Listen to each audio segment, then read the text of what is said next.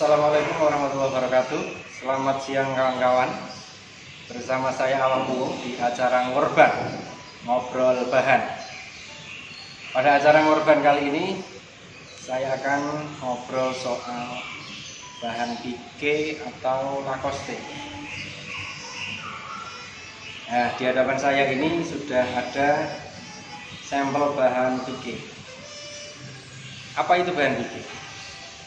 Bahan pique adalah bahan yang biasa digunakan untuk pembuatan kaos berkerah.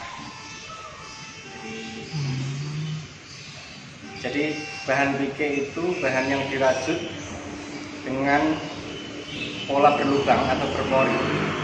Ada yang segi 6 atau segi 4. Bahkan sekarang muncul juga tipe-tipe baru seperti hexagon atau diamond. Nah, jadi model pori-porinya itu sudah mulai beragam. Jadi ini sampel kain pique yang biasa digunakan untuk kaos berkerah. Jadi ini teksturnya berpori atau berlubang. Nah, ini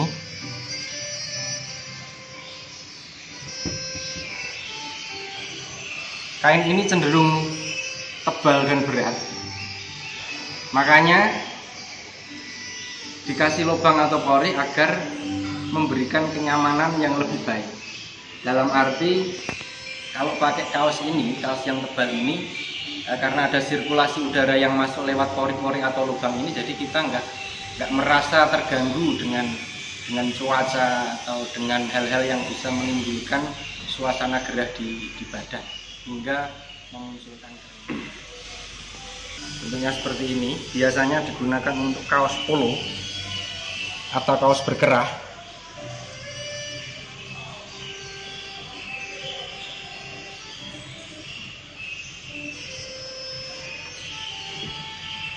Ini juga yang polos.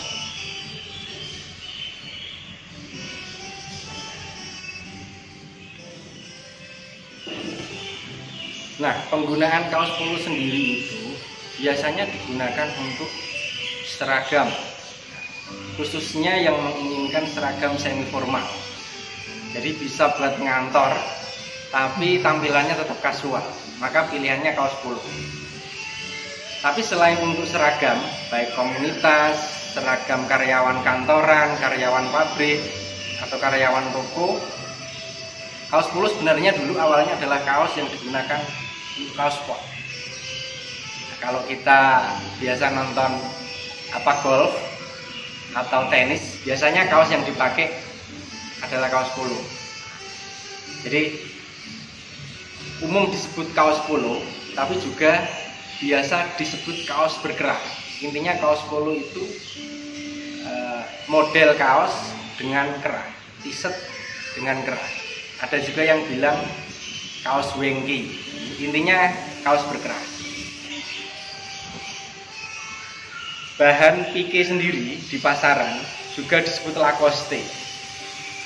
Jadi Lacoste itu sebenarnya merek, tapi model atau struktur kainnya kemudian ditiru di pasaran. Jadi ada orang yang nyebut pique atau Lacoste. Jadi Lacoste itu salah satu merek, dan pique itu yang sebenarnya dipahami sebagai jenis kainnya. Jadi jangan terlalu bingung kalau ada orang yang bilang pique atau Lacoste. Ya, di toko-toko biasanya istilah itu sama, pique atau Lacoste. Cuman memang variasinya dari bahan pique sendiri itu ada pique katun. Ini pique katun. Ada pique polister. Ada juga pique CVC. Jadi dalam memilih bahan kaos polo ini, kaos polo berbahan dasar pique ini, kita harus hati-hati karena bahan ini cenderung tebal, cenderung mudah gerah dibandingkan dengan sejauh ini yang banyak dipilih adalah pique katun. Karena pique katun ini berbahan dasar katun tanpa campuran dan adem kalau dipakai. Meskipun tebal ya, karena teksturnya tadi berpori, apalagi dengan bahan dasar katun, jadinya cukup nyaman. Namun kekurangan bahan pike katun ini biasanya kalau dicuci itu kalau nggak ngesring, kalau nggak mengerut ya melar. Nah, jadi begitu. Ada lagi pilihan yang kedua, yaitu pike CVC. Nah, kebetulan saya nggak bawa sampelnya yang CVC. Ini semuanya sampel. Ini katun merah, ini merah marun, ini katun. Ini juga katun. Lain kali saya tunjukkan yang CVC. Jadi yang CVC itu istilahnya katun campuran, shift value cotton. Jadi ada campurannya di dalam serat katun itu. Nah, dari segi keademan tentu saja lebih adem yang katun daripada yang kelebihan pike CVC. Dia tidak mudah melar atau mengkerut. Beda, karena kalau katun itu bahannya murni katun organik, jadinya dia cukup reaktif dengan air. Nah, kalau CVC itu ada campurannya entah tetoron atau polister dengan kadar berapa persen, nggak sampai 50%. Nah, tapi dia jadinya relatif tidak reaktif, tidak berubah ketika terkena air pada waktu proses pencucian. Ada juga, nah ini yang ketiga yang umum dipakai selain pike katun dan CVC, itu ada polister atau PE, pike PE. Jadi ini yang memang bahan non katun. Dari segi warna, pike polister ini cenderung lebih berkilap. Ya nggak berkilap-kilap amat, tapi semburatnya ada, lebih terang, lebih jreng. Dan dari sisi ketebalan juga terasa lebih tipis, meskipun sama-sama katakanlah pike 20S antara polister dan katun, itu diraba rasanya lebih tebal yang pike katun. Untuk aplikasi cetak logo atau cetak gambar di bahan pike atau Lacoste ini, umumnya yang dipakai adalah cetak bordir. Jadi kain ini memang unggul kalau dicetak bordir karena dia tidak mengkerut, karena ketebalannya cukup bagus.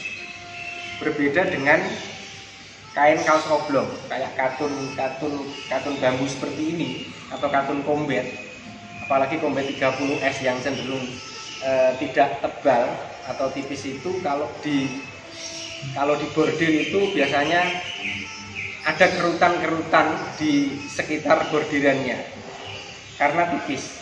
Serat-serat kain tipis seperti katun kombet kalau di bordir itu kan agak ketarik. Sementara di bahan pike ini nggak ketarik sama sekali. Ini masih tekstur kainnya, kemudian masih di sekitar bordiran ini masih rata dan masih kelihatan bagus.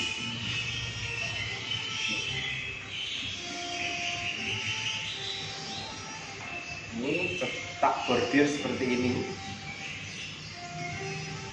tapi tidak menutup kemungkinan bahan pike ini disablon, baik menggunakan sablon rubber ataupun plastisol. Meskipun kain ini berpori, tetap saja bagus kalau disablon.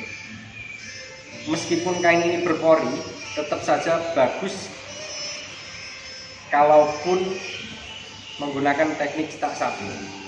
Tetapi ya tukang sablonnya harus lebih berhati-hati dan menggunakan underbase-nya lebih bagus biar bisa menutup serat pori-porinya. Jadi berbeda, kalau katun kombet kan rata, halus seperti ini, seperti kaos yang biasa kita pakai. Tapi kalau ini kan berpori, jadi teknik nyablonnya mungkin sedikit agak lebih ribet. Nah, ini Kadang kalau di sablon itu tinta ada yang naik turun, makanya butuh underbase yang bagus atau teknik yang bagus untuk menyablon. Jenis bahan pike ini sangat mudah didapat.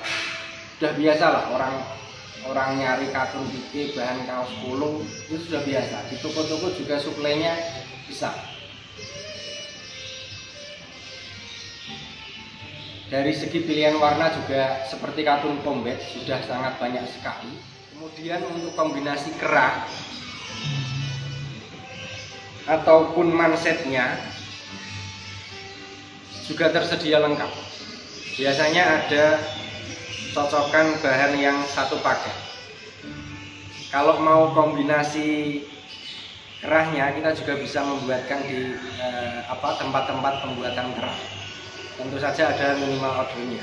Misalkan mau dikasih strip list hitam, strip double dan lain sebagainya. Yang tidak semua di toko itu ada. Kita bisa custom untuk soal warna manset ataupun warna kerah.